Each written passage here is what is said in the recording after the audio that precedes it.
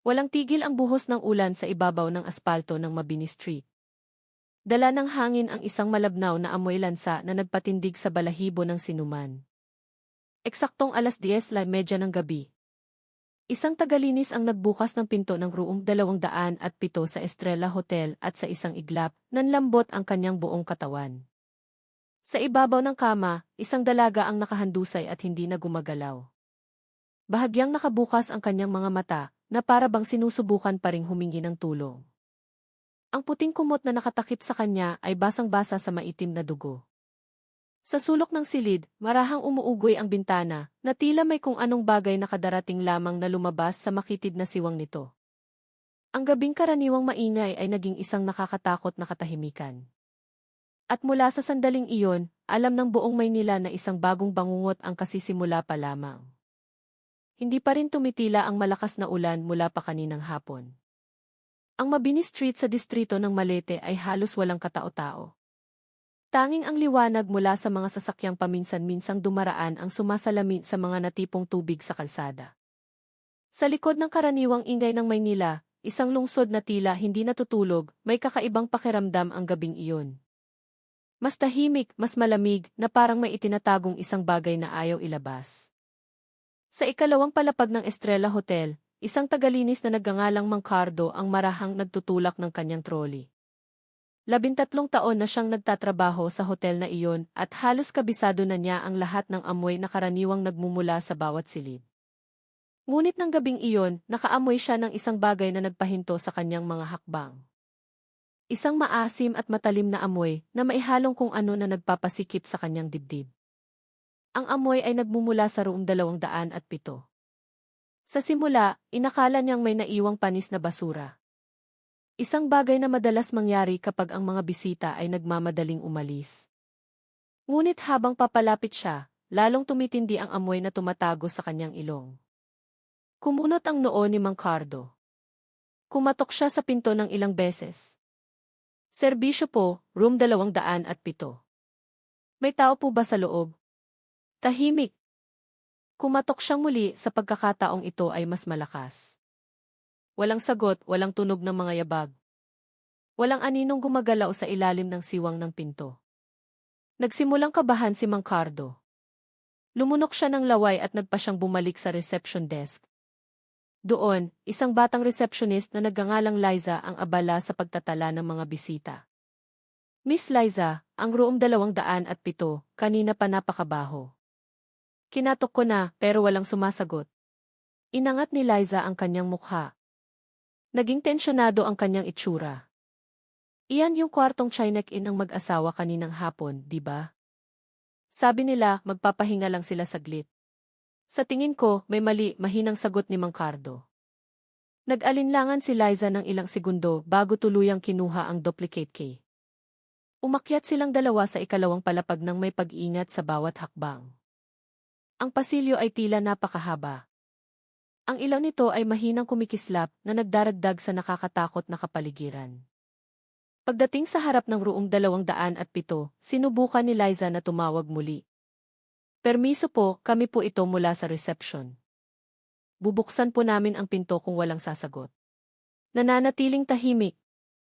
Sa nanginginig na kamay, ipinasok niya ang susi at dahan-dahang pinihit ang doorknob. Nagbukas ang pinto na may maliit na langitingit at biglang sumalubong sa kanila ang malamig na hangin na maihalong amoy lansa. Tinakpan ni Liza ang kanyang bibig. Nagpigil ng hininga si Mang Cardo. Sa harap ng kanilang mga mata, isang dalaga ang nakahandu sa isa kama, si Althea Santos, 25 taong gulang. Ang kanyang kulay rosas na damit ay gusot-gusot. Tinatakpan ng puting kumot ang kalahati ng kanyang katawan, ngunit ang matingkad na pulang kulay ay tumatago sa ilang bahagi nito. Bahagyang nakabukas ang mga mata ni Althea, na tila naglalaman pa rin ng huling takot bago siya malagutan ng hininga. Nanginginig ng husto ang kaliwang kamay ni Mang Cardo, kaya't nahulog ang susi sa sahig. Diyos ko po, bulong niya.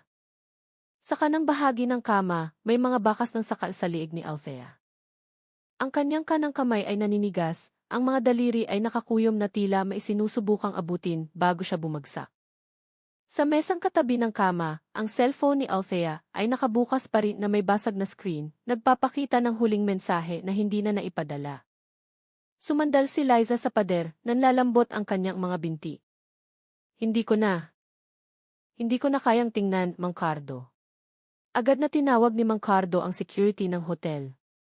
10 minuto ang lumipas, dumating ang mga pulis at isang dilaw na police line ang inilagay sa paligid ng pinto ng silid. Ilang mga bisita sa hotel ang nagsimulang lumabas upang tingnan ang kaguluhan, ngunit mabilis silang pinabalik ng mga opisyal sa kani-kanilang mga silid. Si Major Dante De Leon, ang pinuno ng investigation team, ay pumasok sa silid habang binubuksan ang karagdagang ilaw. Biktima, babae. Edad mga 25. May mga sugat sa leeg at kamay. Malamang na may karahasan, sabi niya habang nagsusulat. Natagpuan ng isa pang opisyal ang isang maliit na bag, pitaka, at ni Althea sa sulok ng silid. Lahat ay tila buo, walang palatandaan ng pagnanakaw. Ngunit ang nagpakunot sa noo ni Major De Leon ay isang bagay. Sa reception, pumasok ang mag-asawang ito ng alas 3:20 ng hapon. Ngunit ang lumabas bandang alas 6:45 ay ang lalaki lamang at hindi na ito nakitang bumalik. Lumapit siya sa katawan ni Althea at pinagmasdan ang mga sugat sa leeg nito.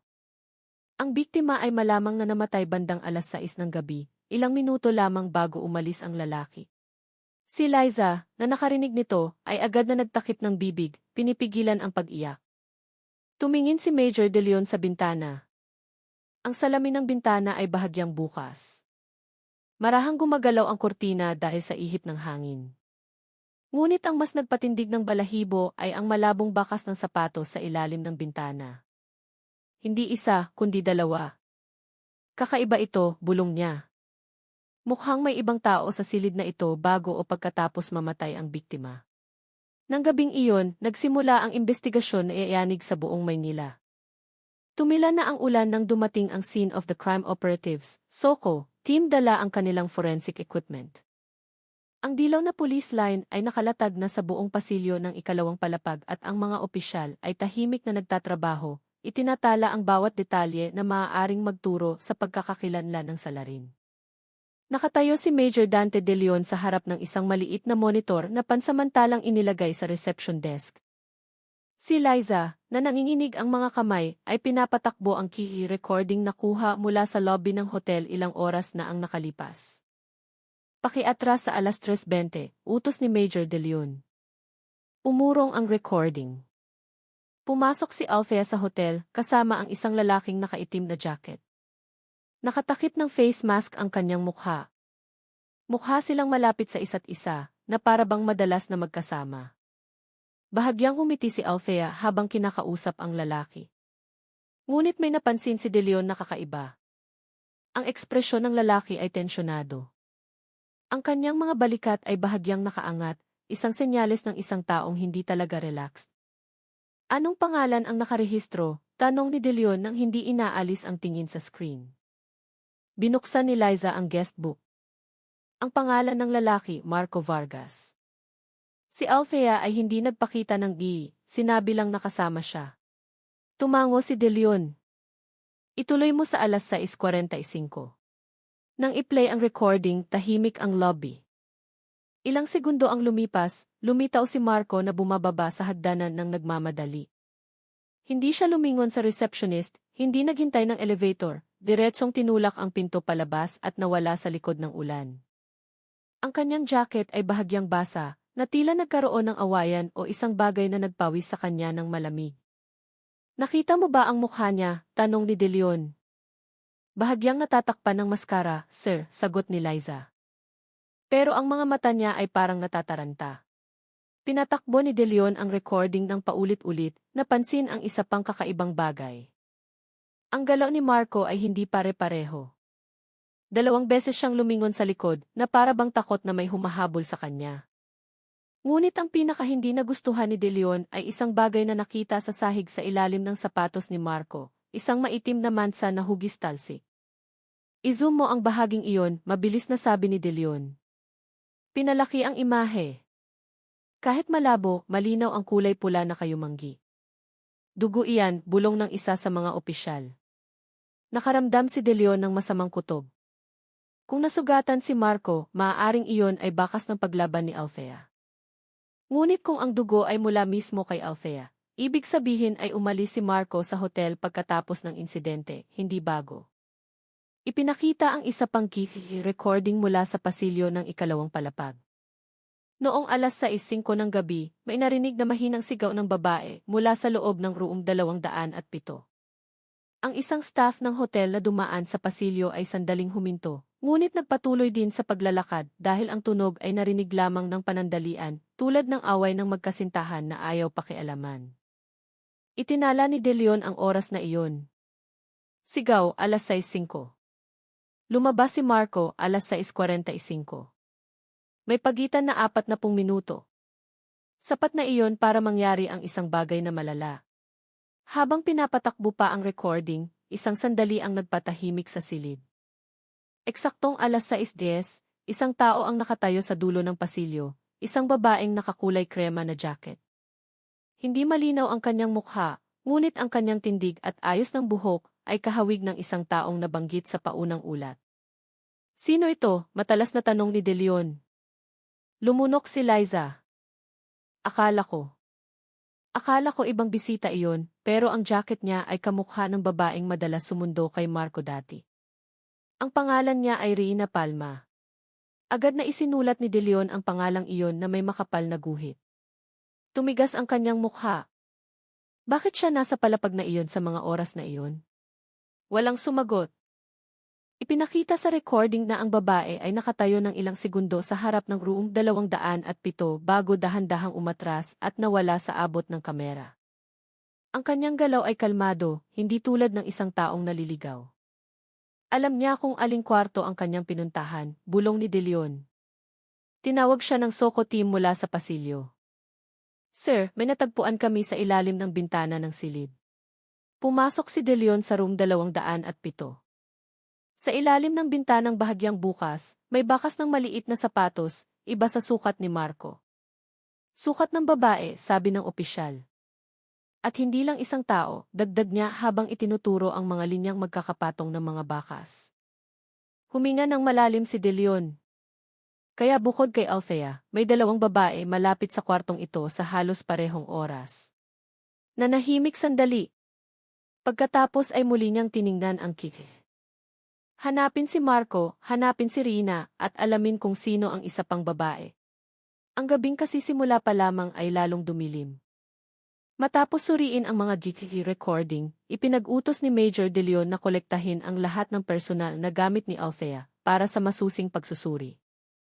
Sa gitna ng cellphone, pitaka, at ilang maliliit na resibo, isang ebidensya ang nagpahinto kay De Leon, ang mensaheng hindi na ipadala sa screen ng cellphone ni Althea. Ang mensahe ay para sa isang taong nagngangalang Mika. Maikli ngunit nakakayanig ang nilalaman nito. Kung hindi ako makauwi ngayong gabi, hanapin mo ako sa Estrella Hotel, room 207. Nagpigil ng hininga si De Leon.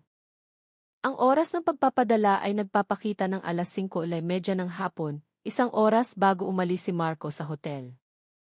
Ibig sabihin, nakaramdam na si Althea na hindi siya ligtas bago pa man sumiklab ang away. Sinubukan ng biktima na humingi ng tulong pero hindi na naipadala, bulong niya. Samantala, dumating ang dalawang opisyal na may dalang resulta ng paunang pagsusuri sa pinto ng silid. Walang bakas ng pilit na pagbubukas. Ibig sabihin, normal na lumabas ang salarin, kinandado ang pinto mula sa labas. Pero ang mas kahina-hinala, may dalawang fingerprint ng babae sa doorknob na hindi tugma kay Althea. Pinapalakas nito ang teorya na naroon si Rina, sabi ng isa sa mga opisyal. Tumango si De Leon. At ang isa pang fingerprint, kanino? Wala pang sagot. Sa labas ng hotel, mahina na lamang ang ambon. Ang sasakyan ng investigation team ay naghihintay na may pulang ilaw na umiilaw. Sumakay si De Leon sa kotse, kasama ang dalawang miyembro niya. Una, hanapin ang kinaroroonan ni Marco Vargas. Suriin natin lahat ng mga kamera sa kalsada mula sa hotel hanggang sa mga labasan ng lungsod, utos ni De Leon. Agad na tinawagan ang City Thief Control Center. Wala pang 15 minuto, ang mga recording mula sa ilang bahagi ng kalsada ay nagpakita ng larawan ni Marco na sakay ng isang itim na motorsiklo, mabilis na tumatakbo patungo sa Cubao Bus Terminal. Terminal, tanong ng isang miyembro. Sinusubukan niyang tumakas, mariing sabi ni De Leon. Agad na kumilos ang team patungo sa terminal. Ngunit pagdating nila, nagbago na ang sitwasyon. Isang nagtitinda ng kape sa gilid ng terminal ang nakakilala sa larawan ni Marco na ipinakita ng mga pulis. Kagabi, nagmamadali siyang bumili ng mineral water, sir. Sumakay siya ng bus papuntang Pampanga, bus number 8. Bandang 8:30. Agad na nakipag-ugnayan si De Leon sa pinakamalapit na istasyon ng pulis. Harangin lahat ng bus na may rutang Maynila-Pampanga. Kung kinakailangan, patigilin sa gitna ng daan. Ngunit, mabilis na dumating ang sagot. Nakalagpas na sa checkpoint ang bus number 8. Malamang na lumipat na si Marco sa ibang sasakyan. Hinilot ni De Leon ang kanyang sentido. Alam niya kung paano magtago. Habang nakataka si Marco sa mga kamera, lalong naging malinaw ang bakas ni Rina. Sa TV, sa gilid ng hotel, nakitang umalis si Rina sa lugar bandang 6:20, mas maaga kaysa sa inaasahan. Ang nakakagulat, hindi siya nag-iisa. Sa pinalaking kuha, may isang kamay na nag-abot sa kanya ng isang bagay, isang maliit na plastic bag. Ang taong iyon ay nakasuot ng itim na helmet kaya hindi nakita ang mukha. Maaaring ito ang ikatlong taong hinahanap natin, sabi ng isang opisyal. Matagal na tinitigan ni De Leon ang screen. O ang taong tumulong kay Rina na itago ang ebidensya. Ang maliit na bag na iyon ay hindi natagpuan sa silid ni Althea, na nangangahulugang may naglabas nito. Ito ay nagpalawak pa sa bilog ng mga suspect. Sa crime scene, natagpuan ng forensic team ang isa pang bagay sa ilalim ng kama, mga piraso ng larawan na pinunit sa 3 bahagi. Pinagdugtong ito ng mga opisyal.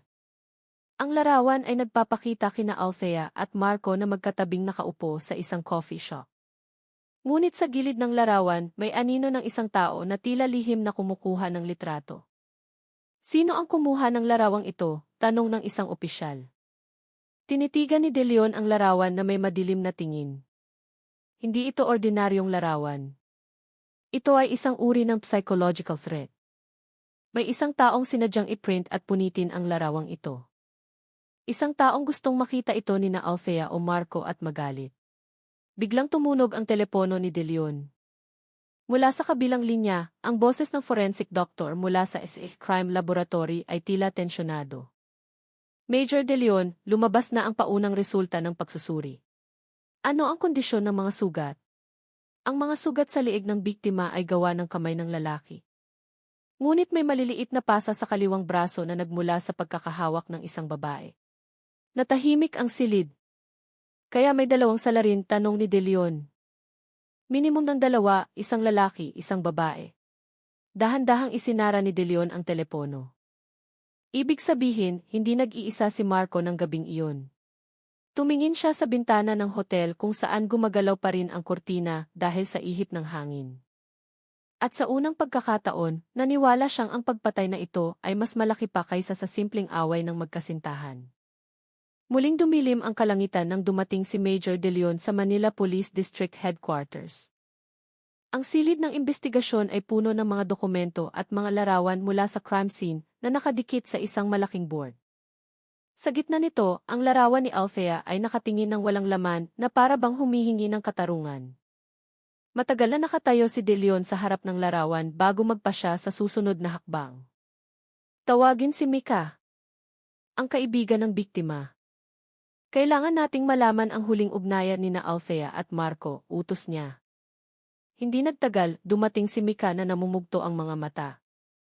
Nanginginig ang kanyang mga kamay habang hawak ang isang maliit na bag sa kanyang kandungan.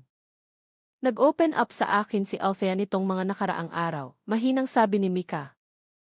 Sinabi niyang nagbago si Marco, madalas magalit ng walang dahilan. At nararamdaman niyang may babaeng lihim na sumusunod sa kanila. Babae. Lumapit si De Leon. Sino? Huminga ng malalim si Mika. Ang pangalan niya ay Rina Palma. Katrabaho siya ni Marco. Sabi ni Althea, madalas biglang sumusulpot si Rina sa mga lugar kung saan sila kumakain. Minsan, nakita rin ni Althea si Rina na sinusundan sila mula sa parking lot ng isang cafe. Nagkatinginan si De Leon at ang isa sa mga investigador. Ang testimonya na ito ay nagpatibay sa hinala na may malakas na motibo si Rina. Pinagbantaan ba ni Rina si Althea? Tanong ni De Leon. Nag-alinlangan sandali si Mika bago ilabas ang kanyang cellphone. Ipinakita niya ang isang screenshot ng mensahe mula sa isang hindi kilalang numero. Ang nilalaman, iwanan mo si Marco bago may mangyari sa'yo. Ang oras ng mensahe ay 3 araw bago ang pagpatay. Huminga ng malalim si De Leon. Ito ang ebidensya ng sanhi ng gulo. Agad na pinuntahan ng team ang address ni Rina sa Sampaloc. Maliit ngunit maayos ang bahay, walang anumang palatandaan ng kahina-hinalang aktibidad. Ngunit nang kumatok ang mga pulis, isang babaeng nasa katanghaliang gulang ang lumabas na may balisang mukha. Hindi pa umuwi si Rina mula kahapon.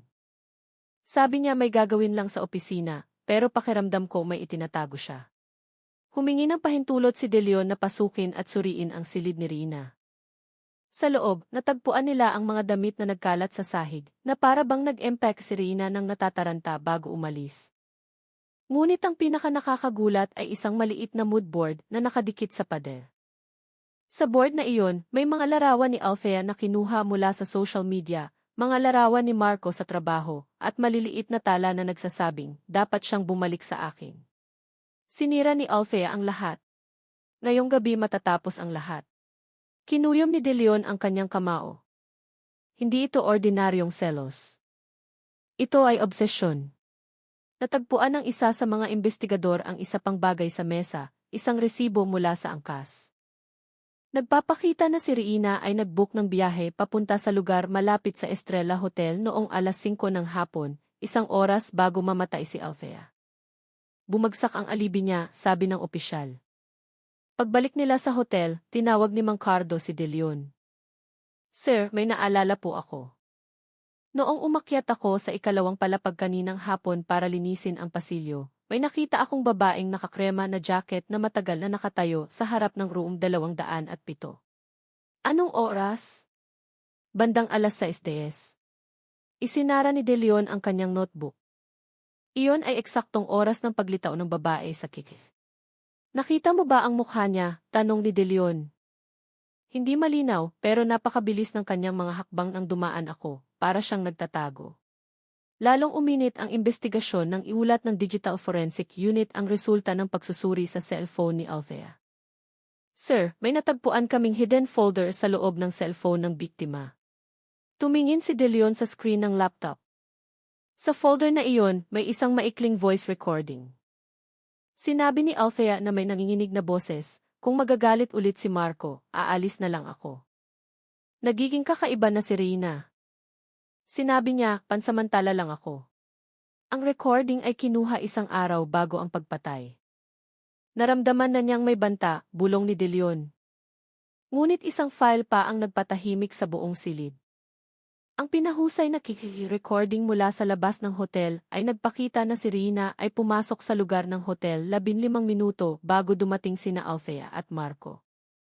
Maikli siyang nakipag-usap sa isang tao sa labas ng kamera at nag-abot ng isang brown na sobre. Agad na tumayo si De Leon. Huwag mong sabihing ito ang sobre na nag-trigger ng away. Tumango ang opisyal. Malamang, sir. Naintindihan na ngayon ni De Leon ang mas malaking larawan. Si Marco ay isang tau-tauhan lamang na nadala ng emosyon. Si Althea ay isang biktima na naipit sa 2 direksyon ng banta. Si Rina ang aktor na nagpapakilo sa lahat mula sa likod. Ngunit, may isa pa ring madilim na anino na gumugulo sa kanyang isipan. Sino ang taong tumanggap ng sobre mula kay Rina, isang taong hindi pa kasama sa listahan ng mga suspect? Isang taong maaaring nasa pasilyo, bago pa man malagutan ng hininga si Althea. Naramdaman ni De Leon na may mas malaking bagay na nakatago, at alam niyang ang investigasyon ay papasok pa lamang sa pinakamapanganib na yugto. Kinabukasan ng umaga, ang silid ng investigasyon ay puno ng amoy ng kape at tensyon. Nakatayo si Major De Leon sa harap ng chronology board na may malungkot na mukha. Lahat ng piraso ng impormasyon ay nagsisimula ng magkonekta, ngunit mayroon pa ring malaking puwang, sino ang taong tumanggap ng sobre mula kay Reina. Kung ang sobreng iyon ay talagang naglalaman ng mga mapanuksong larawan na nag-udyok kay Marco, kung gayon ang taong nagdala nito kay Althea, ay may mahalagang papel sa trahedyang ito. Itinuro ni De Leon ang pinahusay na screen. Tingnan ninyo ang bahaging ito. 3 segundo bago iabot ni Reina ang sobre, may anino ng isang taong gumagalaw sa likod ng poste. Ang taas niya ay mga 5-7. Matipuno ang katawan. Tumango ang isa sa mga investigador. Masyadong malapit ang posisyon niya kay Reina para ituring na nagkataon lang. Eksakto, sagot ni De Leon. Kailangan natin ng mabilis na pagkakakilanlan. Habang muling sinusuri ng team ang lugar ng hotel, isang lalaking nasa katanghali ang gulang ang lumapit sa kanila. Nagpakilala siya bilang si Mang Tomas, isang nagtitinda ng sigarilyo na araw-araw na nakapwesto sa harap ng hotel. Pasensya na po, sir, may naalala lang ako, mahina niyang sabi. Nang gabing iyon bago ang malakas na ulan, may nakita akong isang lalaking nakaitim na helmet na kumuha ng sobre mula sa babaeng nakajacket. Pumasok siya saglit sa hotel at lumabas din agad. Agad na lumapit si De Leon. Nakita niyo ba ang mukha niya? Hindi malinaw, pero ang katawan niya ay kamukha ng isang taong madalas tumambay sa tindahan sa tabi ng hotel. Ang pangalan niya ay Jake. Ang pangalang iyon ay nagpatinginan sa 2 investigador. Jake Reyes, tanong ni De Leon. Iyon ang pangalan niya. Si Jake, ang dating kasintahan ni Althea. Ang taong sinasabing may nararamdaman pa rin at hindi matanggap na pinili ni Althea si Marco. Naramdaman ni De Leon na bumilis ang tibok ng kanyang puso. Kung totoo, siya ang tumanggap ng sobre. Ibig sabihin, nagtulungan sina Reina at Jake. Agad na kumilos ang team patungo sa address ni Jake sa Tondo. Mukhang walang tao sa bahay, hindi nakalock ang pinto. Ngunit, walang palatandaan ng buhay sa loob ng ilang araw. Sa sala, may mga nagkalat na abo ng sigarilyo at isang tasang malamig na kape. Binuksan ni De Leon ang pinto ng silid at natagpuan ang isang bagay na nagpataas ng kanyang kilay, mga maliliit na pako na nakadikit sa pader na may mga papel na tala. Ang isang tala ay nagsasabing, pinili niya si Marco. Pero alam mo kung sino ang mas karapat-dapat. Sisiguraduhin kong maririnig niya ang lahat ngayong gabi. At isang huling pangungusap, gusto ko lang makipag-usap. Pero may nauna. Matagal na tinitigan ni De Leon ang tala. Nasa hotel siya bago namatay si Althea. Natagpuan ng isang opisyal ang isang sapatos na may maputik na swela sa sulok ng silid. Ang sukat nito ay tugma sa maliit na bakas na natagpuan malapit sa bintana ng room 207. Nagkakaroon na ng saysay, mabigat na sabi ni De Leon. Si Jake ay hindi ang pangunahing salarin, ngunit nasa lugar siya ng krimen at kinuha niya ang sobre mula kay Reina. Hindi nagtagal, dumating ang ulat mula sa pulisya. Nakita si Jake sa Cubao Terminal sa parehong gabi kung kailan tumakas si Marco. Bumili siya ng tiket ng bus papuntang Pampanga, ngunit bumaba bago pa man tuluyang umalis ang bus. Malinaw, sabi ng opisyal. 2 taong may kaugnayan sa kaso ang tumakas sa parehong araw gamit ang terminal. Isang pagkakataon na napakalaki para baliwalain. Iniiwasan niya tayo, bulong ni De Leon. At marahil ay may kinatatakutan siya. Habang isinasagawa ang paghahanap kay Jake, natunto ng mga pulis si Reina sa pamamagitan ng kanyang electronic transaction data. Natagpuan siyang nanunuluyan sa isang maliit na inn sa Santa Cruz. Agad na inaresto si Reina nang walang paglaban. Sa interrogation room, kalmado siyang nakaupo. Walang laman ang kanyang tingin na para bang walang pakialam sa mundo. Inilagay ni De Leon ang larawan mula sa kiki sa mesa. Nasa hotel ka bago pa man dumating sina Althea at Marco. Nag-abot ka ng sobre sa isang tao. Gusto naming malaman kung sino ang taong iyon. Dahan-dahang kumurap si Reina at ngumiti ng bahagya, isang ngiti na nagpatindig ng balahibo. Kung sasagutin ko, may magbabago ba? Kalmado niyang sabi. Maaari nitong pag-aanin ang iyong sentensya, mariing sabi ni De Leon. Yumuko si Reina, kinakagat ang ibabang labi. Pagkatapos ng ilang segundo, bumulong siya, hindi ko inutusan ang sinuman na pumatay. Binuksan ko lang ang kanilang mga mata. Sino ang binigyan mo, giit ni De Leon. Huminga ng malalim si Rina. Siya mismo ang lumapit. Sabi niya, gusto niyang tapusin ang nakaraan. Ang pangalan niya ay Jake. Kinuyom ni De Leon ang kanyang kamao. At pagkatapos niyang pumasok sa hotel, hindi ko na alam ang nangyari, dagdag ni Rina. Pero sigurado akong hindi lang siya ang naroon.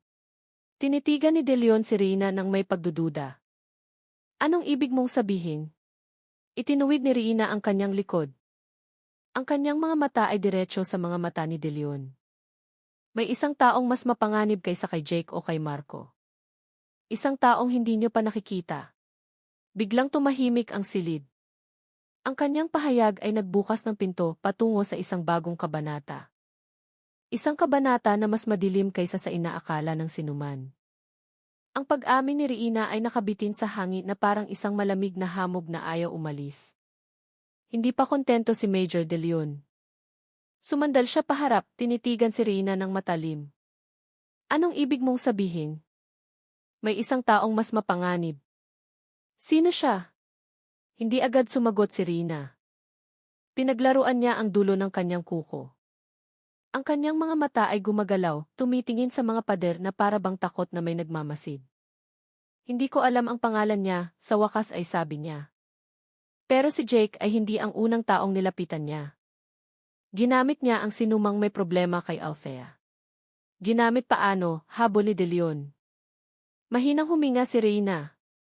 Sinabi niyang sinira ni Althea ang maraming relasyon na gusto niyang ibalik ang balanse. Noong una, hindi ako naniwala, pero alam niya ang lahat ng detalye tungkol kay Althea. Kahit ang mga bagay na hindi alam mismo ni Marco. Ang mga salitang iyon ay nagpadagdag sa tensyon sa silid. Kung totoo ngang may ikatlong partido na nagmamanipula mula sa anino, mas malaki ang kasong ito kaysa sa inaasahan. Samantala, iniulat ng field team ang isang bagong natuklasan na nakakagulat. Sa isang abandonadong bahay, hindi kalayuan sa terminal ng Pampanga, natagpuan ng mga opisyal ang isang madugong bendahe, mga bagong upos ng sigarilyo, at balot ng instant noodles. Malinaw na may nagtago dito, sabi ng isang opisyal sa radyo.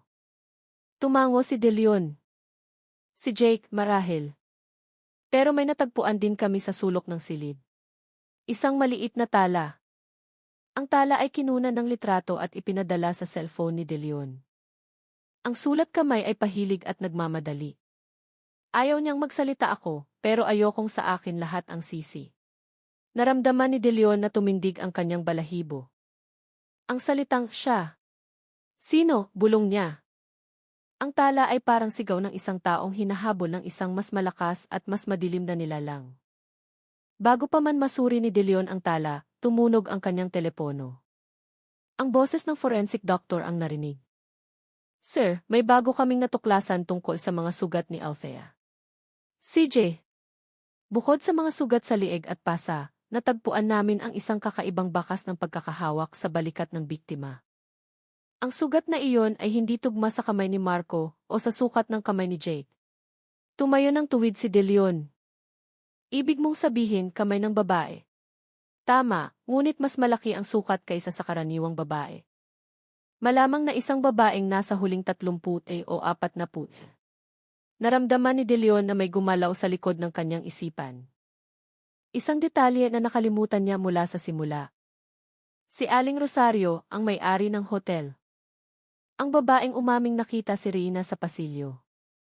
Ang babaeng nagkataong nawala 2 araw matapos mangyari ang pagpatay. Ang babaeng hindi kailanman lubusang ipinaliwanag kung bakit siya nasa ikalawang palapag sa halos parehong oras ng pagkamatay ni Althea. Tumingin si De Leon sa mga file ng investigasyon. Hindi, wag mong sabihing may kaugnayan siya rito. Nagpasya si De Leon na tawaging muli si Aling Rosario para sa karagdagang pagsisiyasat. Nang pumasok ang babae sa silid, maputla ang kanyang mukha at namumugto ang mga mata dahil sa kakulangan sa tulog. Kailangan naming ipaliwanag mo ulit kung ano ang nakita mo noong gabing iyon, sabi ni De Leon. Kinagat ni Aling Rosario ang kanyang labi, tila nag-aalinlangan. Nasabi ko na po ang lahat. Inilagay ni Major De Leon ang mga larawan ng fingerprint at sihi sa mesa. Hindi lahat. Nanigas si Aling Rosario. Nanginginig ang kanyang mga kamay habang hawak ang dulo ng kanyang damit. Pakiusap, Aling Rosario. Oras na para magsabi ng totoo. Yumuko ang babae. Pumatak ang luha sa mesa. Totoo pong umakyat ako sa ikalawang palapag. Nakita ko ang babaeng nakakrema na jacket. Pero hindi lang siya. Lumapit si De Leon. Sino pa ang nakita mo? Pinunasan ni Aling Rosario ang kanyang mukha. Basag ang kanyang boses. May nakita akong ibang babae, sir. Nakatayo sa pinto ng katapat na kwarto. Hindi malinaw ang mukha niya dahil sa anino, pero para siyang nagmamasid sa room 207 mula pa kanina. Natigilan si De Leon. Bakit hindi mo sinabi mula sa simula? Natakot po ako.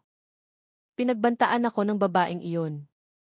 Sabi niya, kung magsalita ako, maaaring magsara ang hotel ko. Tumingin si De Leon sa ibang investigador. Kilala niyo ba ang babaeng iyon? Marahang tumango si Aling Rosario.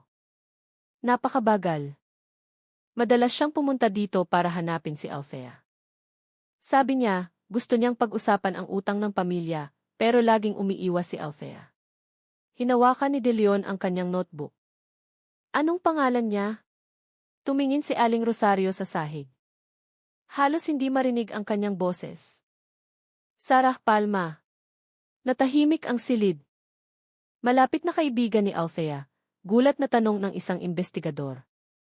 Hindi, sagot ni Aling Rosario habang umiiyak. Ang sara na ito ay hindi niya kaibigan. Nagpakilala lang siya. Isang anino ang dumaan sa isipan ni De Leon. Kung totoo, may isa pang babae, mas matanda, mas tuso, na may dahilan para dalhin si Althea sa isang patibong. At maaaring siya ang tunay na utak. Ang pangalang Sarah Palma ay tumusok sa isipan ni Major De Leon na parang isang malamig na pako. Inulit niya ng mahina ang pangalang iyon habang nakatingin kay Aling Rosario na nanginginig pa rin sa kanyang upuan. Sarah, sino ba talaga siya? Lumunok si Aling Rosario. Hindi ko po alam ang buong pangalan niya noon, sir. Pero madalas siyang pumunta dito para hanapin si Althea. Minsan, naghihintay ng ilang oras sa lobby, minsan nagagalit kapag hindi lumalabas si Althea. Nagalit paano? Tanong ni De Leon. Sabi niya, may utang daw si Althea sa pamilya, na sinira ni Althea ang buhay ng kapatid niya. Hindi ko alam kung ano ang ibig niyang sabihin. Saglit na ipinikit ni De Leon ang kanyang mga mata. Hanggang ngayon, walang ebidensya na may anumang utang si Althea. At hindi kailanman nabanggit ni Althea ang pangalang Sarah kay Mika o sa kanyang pamilya. Bakit hindi mo iniulat mula sa simula? Tanong ni De Leon.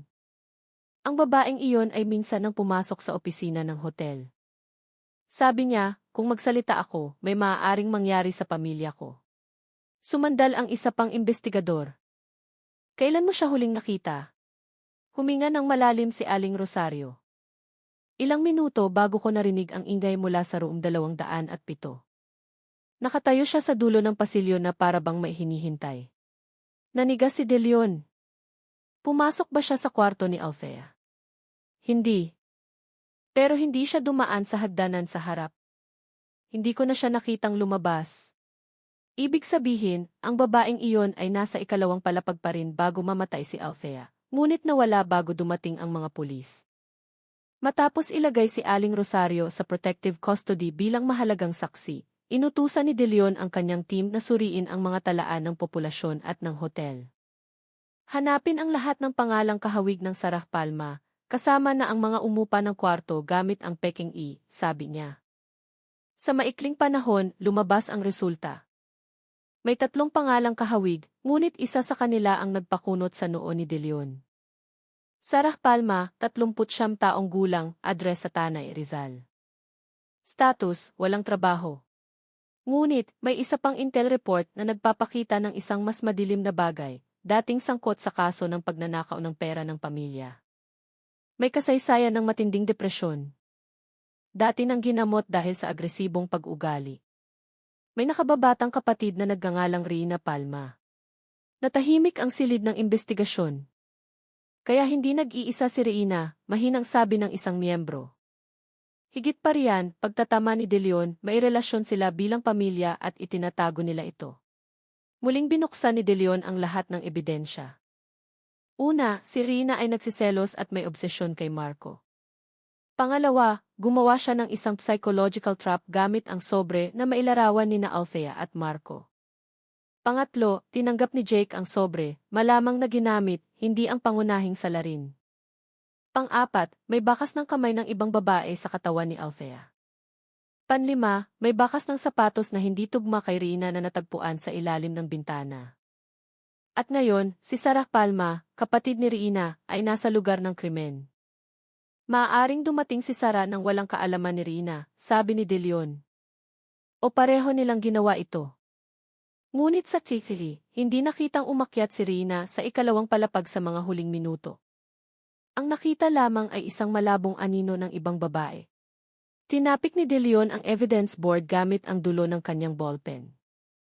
May tatlo tayong manlalaro sa eksena, si Marco, si Jake at si Sarah. Ngunit isa lang ang may hawak ng buong kontrol. Nang hapong iyon, muling tinawag si Mika para sa karagdagang impormasyon. Dala niya ang cellphone ni Althea na dati nang hiniram ng mga pulis para sa data extraction. Sir, sabi niya habang binubuksan ang isang chat application. May isa akong bagay na itinago. Tumingin si De Leon sa kanya nang may pag-iingat. Ano? Ipinakita ni Mika ang isang mensahe mula sa isang hindi kilalang numero na ipinadala kay Althea 2 linggo bago ang insidente. Althea, huwag ka nang lumapit pa kay Marco. Sinira na niya ang buhay ng pamilya ng iba. Sumagot si Althea, kaninong pamilya? Ang sagot ay dumating 1 minuto ang lumipas. Pamilya namin. Ito na ang huling babala. Ang mensahe ay may kasamang larawan ng isang maliit na bahay na kalaunan ay itinugma ni De Leon sa data ng mga residente ng Tanay, Rizal, ang bahay na pag-aari ni Sarah Palma. Idinagdag ni Mika, sinabi ni Althea na hindi niya kilala ang taong ito. Pero pagkatapos ng mensaheng iyon, sinabi ni Althea na madalas niyang maramdaman na may sumusunod sa kanya. Dahan-dahang hinampas ni De Leon ang mesa. May direktang ugnayan at ang banta ay dumating bago pa man gampanan ni Rina ang kanyang papel. Nagdala ang isang investigador ng isa pang file. Natagpuan namin ang isang lumang medical record. Lumalabas na si Sarah ay dati nang ginamot sa isang mental health clinic. Ang diagnosis niya ay delusional jealousy at paranoia sa sarili niyang nakababatang kapatid. Natigilan si De Leon. Kaya matagal nang nararamdaman ni Sarah na may nananakit kay Rina, kasama na ang mga lalaking malapit sa kanya. At para kay Sarah, si Althea ay marahil isang simbolo lamang ng taong umaagaw sa kaligayahan ng kanyang kapatid. Kahit walang ebidensya na nagkaroon ng ugnayan si Althea sa pamilyang iyon, ang delusyon ni Sarah ay maaaring nagpaniwala sa kanya na si Althea ay isang banta. Kailangan natin siyang mahanap, sabi ni De Leon na may mababa ngunit determinadong boses. Kung hindi, magkakaroon pa ng susunod na biktima. Pababa na ang hapon ng si Major De Leon at ang kanyang team ay tumungo sa Tanay, Rizal, kung saan huling naitalang naninirahan si Sarah Palma. Ang daan ay lalong kumipot. Matataas na puno ng niyog ang nakatayo sa magkabilang gilid, lumilikha ng madilim na anino na nagparamdam na para silang pumapasok sa ibang mundo. Huminto ang sasakyan ng pulis sa harap ng isang maliit na bahay na gawa sa kahoy na may kupas na pintura. Iniihip ng hangin ang punit na kortina sa bintana na para bang sinasalubong ang kanilang pagdating. Siguraduhing ligtas ang lugar, utos ni De Leon. 2 miyembro ang nauna. Ang pinto sa harap ay bahagyang bukas. Dahan-dahan itong itinulak ng mga opisyal. Madilim ang silid, amoy kulob at usok ng sigarilyo ang naghahalo. Walang tao, sir, ulat ng isang opisyal. Ngunit ang nagpatigas sa lahat ay ang tumpok ng mga papel na nagkalat sa sahig. Pinulot ni De Leon ang isa sa mga ito. Isang magaspang na sulat kamay ang nagsasabing, sinira ni Althea ang buhay ni Rina. Dapat siyang mawala. Ang isa pang papel ay nagsasabing, si Marco ay sinungaling. Si Jake ay mahina. Ako ang dapat mag-ayos ng lahat. Naramdaman ni De Leon ang panlalamig sa kanyang likod. Ang obsesyon ni Sarah ay hindi lamang selos ng pamilya. Umabot na ito sa antas ng delusyon na bumulag sa lohika. Pero bakit si Althea? Hindi naman sila nagkita, bulong ng isang opisyal. Yumiling si De Leon. Sa isipan niya, lahat ng malapit kay Rina ay kaaway. Si Althea ay biktima lamang ng kanyang madilim na imahinasyon. Isang matandang babae mula sa katabing bahay ang lumapit. Sir, kung hinahanap niyo si Sarah, umalis na siya 3 araw na ang nakalipas. Mukhang nagmamadali, may dalang malaking baggi. Saan siya nagpunta? Tanong ni De Leon. Itinuro ng babae ang direksyon ng mga burol sa kagubatan sa likod ng kanilang lugar. Sabi niya, magtatago raw siya sa masasamang tao. Kinuyom ni De Leon ang kanyang kamao. Inaakala niyang siya ang hinahabol. Lumapit ang isa pang opisyal na may dalang isang bagay, isang kupas na larawan na nakatupi. Sa larawan, makikita si Rina at isang binatang lalaki, marahil ay dating kasintahan, na nakatayo sa harap ng isang maliit na bahay. Sa likod ng larawan ay may nakasulat na wala sa akin ang lahat dahil sa kanya. Hindi na dapat maulit. Siya, tanong ni De Leon. Sino ang tinutukoy? Walang tiyak na sagot. Ngunit malinaw na ang trauma ng nakaraan ay nagdagdag ng gatong sa obsesyon kay Althea. Pumasok ang team sa kagubatan ng tanay. Halos mawala na ang liwanag ng araw, nag-iiwan ng mahahabang anino na nagpamukhang mga higanteng madilim sa mga puno. Nagsimulang tumahol ang mga asong pulis, sinusundan ang amoy ng tao. May bakas ng sapatos ng babae sa basang lupa. Hindi pantay ang kanyang mga hakbang na parabang naglalakad sa takot. Bago pa lang ang mga bakas na ito, sir, sabi ng isang opisyal. Binilisan nila ang kanilang mga hakbang. Sa isang likuan ng burol, nakita ang isang sira-sirang kubo na nag-iisa. Manipis na usok ang lumalabas mula sa siwang ng bubong nito. Manatiling alerto, sabi ni De Leon. Nang sipain ang pinto ng kubo, natagpuan nila ang isang lalaking nakahandusay at mahina na may sugat sa braso, si Jake. Nanginginig ang kanyang katawan, puno ng takot ang kanyang mukha. O wala akong ginawa, bulong niya. Dala ko lang ang sobre na iyon. Hindi ko alam na magagalit siya. Agad na lumapit si De Leon. Nasaan si Sarah? Lumunok si Jake. Siya, pumunta siya rito kanina. Sabi niya, hindi ako dapat magsalita sa mga pulis. Akala niya, ako ang nagsumbong sa lahat. Sinaktan ka niya? Marahang tumango si Jake. Sabi niya, nararapat mamatay si Althea, pero hindi dahil kay Marco. Sabi niya, gusto lang niyang ipaintindi kay Althea, pero naging magulo ang sitwasyon. Nanigas si De Leon. Kaya nandoon ka noong nangyari ang pagpatay. Ipinikit ni Jake ang kanyang mga mata, tinitiis ang sakit. Nasa pasilyo siya. Nakita ko ang anino niya sa bintana ng kwarto, pero natakot akong masangkot, kaya umalis ako. Saan siya nagpunta ngayon? Tanong ni De Leon. Itinuro ni Jake ang mas malalim na bahagi ng gubat. Sabi niya, pupunta siya sa isang lugar na hindi siya masusundan ni Rina. Isang ligtas na lugar para magsimula ulit. Ganoon ang sabi niya. Tinitigan ni De Leon ang madilim na kagubatan. Kung ang isang taong tulad ni Sarah, na may delusyon at obsesyon kay Rina, ay nagtatago mag-isa sa kalaliman ng gubat, maaari siyang maging mas mapanganib pa. Hindi lamang para sa kanyang sarili, kundi para sa sinumang makasalubong niya. Paglabas ng team sa kubo, umihip ang malamig na hangin na may amoy ng basang dahon. Itinuro ng isang opisyal ang malayo. Sir, may tao sa pagitan ng mga puno.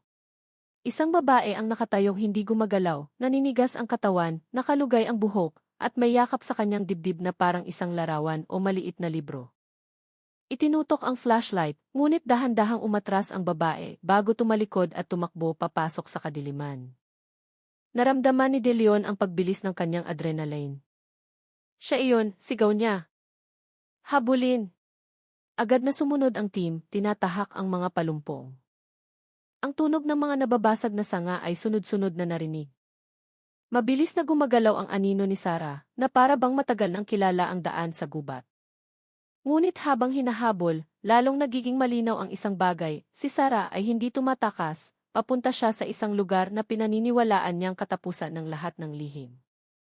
Lalong dumilim ang kagubatan ng tanay habang pinamumunuan ni Major De Leon ang paghabol. Ang tunog ng mga nababasag na sanga ay paulit-ulit na naririnig sa kanilang unahan. Ang mga flashlight ay tumatago sa mga puno, ngunit ang anino ni Sarah ay laging mas mabilis na gumagalaw na para bang alam ang bawat liko ng lupa. Papunta siya sa direksyon ng ilog, sigaw ng isang opisyal. Binilisan ni De Leon ang kanyang mga hakbang, habol ang kanyang hininga. Sa malayo, narinig ang tunog ng agos ng tubig, isang senyales na papalapit na sila. Ngunit biglang huminto ang mga bakas ng paa sa gilid ng isang matarik na bangin. Mula sa ibaba, umuugong ang tunog ng ilog. "Sir, mag-ingat, madulas ang lupa," sabi ng isa pang opisyal. Yumuko si De Leon. May bakas ng maliit na paa sa gilid ng bangin. Huminto si Sarah dito. Pero saan siya nagpunta? Sa kaliwa o sa kanan? Biglang may narinig na mahinang boses mula sa likod ng mga palumpong. Huwag kayong lumapit." Isang boses ng babae, malumanay ngunit puno ng tensyon. Itinaas ni De Leon ang kanyang kamay, nagbigay ng senyas sa kanyang team na huminto. "Sarah, ikaw ba iyan?" Walang sagot. Tanging ang hangin na gumagapang sa mga dahon. Pagkatapos, isang figura ang dahan-dahang lumitaw mula sa likod ng isang malaking puno. Si Sarah ay nakatayo na may gusot na buhok, maputlang mukha, at mga matang mailap na tila pinaghalong takot at determinasyon. Sa kanyang kamay, hawak niya ang isang maliit na luma at sira-sirang libro, marahil ang notebook na yakap niya kanina. "Huwag kayong lumapit," ulit ni Sarah. "Hindi ninyo naiintindihan ang nangyari." Tinitigan siya ni De Leon nang hindi kumukurap. "Sarah, gusto lang naming marinig ang iyong kwento." "Hindi na kailangan." Umiling ng malakas si Sarah. "Kasalanan ko ang lahat ng ito. Pero hindi ako ang pumatay kay Althea." Lumapit si De Leon ng isang hakbang. "Alam naming si Marco ang sumakal kay Althea, pero alam din naming may bakas ng kamay ng ibang babae sa kanyang katawan." "Kanino galing iyon?" Ipinikit ni Sarah ang kanyang mga mata sandali na para bang tinitiis ang isang bagay na napakasakit. "Gusto ko lang siyang pigilan. Gusto nang umalis ni Althea. Pero may isang taong pumilit sa kanya na manatili sa kwartong iyon. Sinubukan kong paghiwalayin sila. Pero hindi na makontrol si Marco." Pinatalas ni De Leon ang kanyang pandinig. "Nasa pasilyo ka noong oras na iyon." Marahang tumango si Sarah. "Narinig ko ang boses nila. Alam kong pinalala ni Rina ang away. Ipinadala niya ang mga larawang iyon. Siya ang nag-udyok sa lahat. Gusto ko lang na makalabas si Althea sa kwartong iyon bago mahuli ang lahat." Kung ganoon, tanong ni De Leon na may kalmadong boses, "Bakit hindi ka tumawag ng pulis? O tulungan si Althea?" Nagsimulang umiyak si Sarah. "Sinubukan ko. Kumatok ako sa pinto pero tinulak ako ni Marco. Hindi niya ako nakilala. Akala niya bahagi ako ng banta. Nahawakan ko lang ang braso ni Althea, hinila siya, pero bumagsak siya pabalik sa kama." Naramdaman ni De Leon na natuyo ang kanyang lalamunan. Iyon ang nagpapaliwanag sa maliit na pasa sa braso ng biktima. "Bakit ka tumakbo?"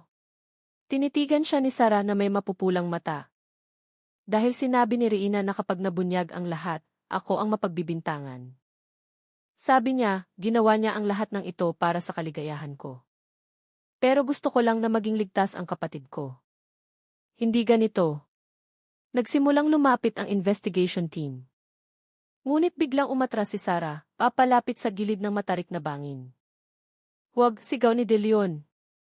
Itinaas ni Sarah ang kanyang kamay, humihingi ng distansya. "Ayokong makulong. Hindi ko pinatay si Althea. Pero hindi maniniwala ang mga tao. Titingnan lang nila ako bilang isang baliw na babae. Proprotektahan ka namin," mariing sabi ni De Leon. "Pero kailangan mong sumama sa amin at ipaliwanag ang lahat." Tinitigan ni Sarah ang notebook sa kanyang kamay at pinisil ito. "Lahat ng hinahanap ninyo ay narito. Lahat ng plano, lahat ng mensahe, lahat ng banta." Inabot niya ang libro paharap. Ngunit nanginginig ang kanyang kamay. Hindi lang si Rina ang sangkot, bulong niya. May isang taong nagbigay sa kanya ng lakas ng loob, isang taong matagal nang gustong sirain si Althea. Bago pa man makapagtanong si De Leon, gumuho ang lupa sa ilalim ng mga paa ni Sarah dahil sa ulan kagabi. "Sarah, umatras ka," sigaw ng isang opisyal. Ngunit huli na ang lahat. Isang maliit na pagguho ng lupa ang nagpatangay sa katawan ni Sarah. Tumalon si De Leon paharap at nagawang hawakan ang dulo ng kanyang braso. Ngunit masyadong nadula si Sarah. Patawad, bulong niya. At sa isang iglap, nahulog si Sarah sa bangin. Nawala ang kanyang katawan sa kadiliman ng gubat. Agad na kumilos ang team upang bumaba sa bangin para tumulong. Ngunit pinigilan sila ng boses ni De Leon. Ang libro. Kunin ninyo ang libro. Sa basang lupa, ang notebook ni Sarah ay nakalatag na bukas, basa ng hamog. Sa huling pahina, may isang pangungusap na nagpabigat sa dibdib ni De Leon. Ang taong iyon ay laging malapit kay Althea. Kahit si Althea ay hindi kailanman naghinala. Tumingin si De Leon sa madilim na kagubatan. Hindi pa tapos ang kasong ito, at ang natitirang katotohanan ay mas mapanganib pa. Pagsapit ng umaga, natagpuan ng search and rescue team ang katawan ni Sarah sa dalisdis ng bangin. Humihinga pa siya, bagaman napakahina. Puno ng sugat ang kanyang katawan, ngunit ang kanyang kamay ay mahigpit pa ring nakahawak sa dulo ng tela ng takip ng notebook na natanggal nang siya'y mahulog. Agad siyang dinala sa pinakamalapit na ospital. Samantala, bumalik si Major De Leon sa command post, nakatitig sa notebook na ngayon ay ang pinakamahalagang ebidensya sa investigasyon. Ang libro ay puno ng mga sulat ng hinaing, galit, takot at obsesyon. Ngunit ang ilang huling pahina ay naglalaman ng isang bagay na hindi inaasahan, ang pangalan ng isang taong laging napakalapit kay Althea. Lagi siyang kasama ni Althea sa trabaho. Alam niya ang lahat ng schedule ni Althea. Minamanmanan niya si Althea bago pa man lumitaw si Rina. Siya ang nagsabi na dapat mag-ingat si Althea kay Marco. At sa ilalim ng pahina, nakasulat ang isang pangalan na nagpatigil kay De Leon, Mika. Ang malapit na kaibigan ni Althea. Ang unang taong nag-ulat na nawawala si Althea. Ang taong nagbigay ng maraming impormasyon, ngunit laging tila masyadong handa, masyadong maayos, masyadong mabilis na naaalala ang mga detalye na kahit ang pamilya ni Althea ay hindi alam. Agad na tinawag ni De Leon ang dalawang investigador. Hanapin si Mika. Ngayon, natagpuan si Mika sa kanyang bahay, nag-iisang nakaupo sa sala. Maputla ang kanyang mukha nang pumasok ang mga pulis. Ngunit ang kanyang ekspresyon ay hindi pagkagulat, kundi parang isang taong naghihintay. Kaya, sa wakas, nalaman ninyo, mahina niyang sabi. Umupo si De Leon sa harap niya. Gusto kong marinig ang iyong bersyon. Mapait na umiti si Mika. Si Althea ay laging masaya. Lagi siyang mayroong nagkakagusto sa kanya. Si Marco, si Jake, kahit ang mga tao sa CAF. Hindi niya kailanman napansin na may isang taong lihim na nag-aalaga sa kanya sa loob ng maraming taon. Ikaw, tanong ni De Leon. Tumango si Mika. Ako ang laging nandyan para sa kanya. Pero si Althea, hindi niya ako kailanman nakita. Tinitigan siya ni De Leon ng matalim. Nagtulungan ba kayo ni Rina at Sarah? Hindi. Mga kasangkapan lang sila, malamig na sagot ni Mika. Nakita ko ang pagkakataon nang magsimulang mabalisa si Rina dahil lumalayo sa kanya si Marco. Ako ang nagpadala ng unang mensahe ng banta. Ako ang nagpaniwala kay Sarah na gustong sirain ni Althea ang buhay ng kanyang kapatid. Minanipula mo sila. Bahagyang tumawa si Mika. Nakakaawa. Sila ay marupok na mula sa simula. Tinulak ko lang sila ng kaunti. At noong gabi ng insidente, nagbago ang ekspresyon ni Mika. Ang kanyang mga mata ay lumamlam na para bang nasusunog sa isang bagay na matagal na niyang itinatago. Noong gabing iyon, gusto ko lang kausapin si Althea. Gusto kong malaman niya na hindi para sa kanya si Marco. Pero pagdating ko sa pasilyo, nawalan na ng kontrol si Marco dahil kay Rina. At si Althea, takot na siya. Kinuyom ni De Leon ang kanyang kamao. Pumasok ka ba sa kwarto? Siyempre, hindi. Mabilis na umiling si Mika. Si Marco ang pumatay kay Althea. Wala akong intensyon na saktan siya. Pero nang makita ko siyang halos makalabas na, naluha ang mga mata ni Mika. Itinulak ko siya pabalik sa loob. Hindi ko kayang makita siyang tumakbo sa ibang tao ulit. Ang pangungusap na iyon ay parang isang malamig na kutsilyo na tumusok sa hangin sa silid. Kaya ang bakas ng kamay ng babae na natagpuan sa katawan ni Althea ay sa iyo, tanong ni De Leon. Natahimik si Mika. Ang kanyang katahimikan ay ang sagot.